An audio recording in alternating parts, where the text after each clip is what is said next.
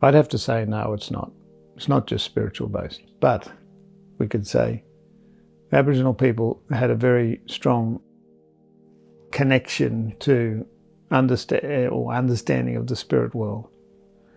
I say to a lot of people who are not religious, I think you'll have trouble understanding Aboriginal culture or the original Australian culture if you don't understand the deeper elements of religion.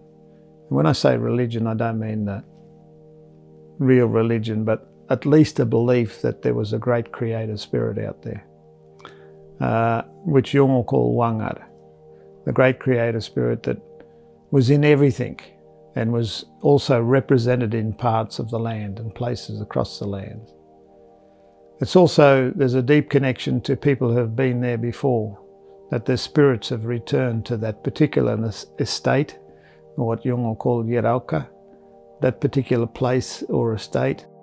It means that's where those people are buried, that's where the spirit has gone back to. And there's a number of stories the spirit's gone back into the land, but also there's stories about the spirit goes to Barak, or the heaven island to the east. And that's as it is with some theological stories. There's more than one connection or one belief. There's not one locked-in belief. People have many.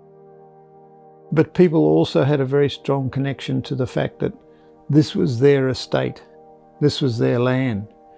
And as they moved across the land, they would see charcoal that was in middens or on the land, and people would look at that piece of charcoal and say, I wonder which one of my ancestors burnt this charcoal hundreds of years ago, thousands of years ago, and so on.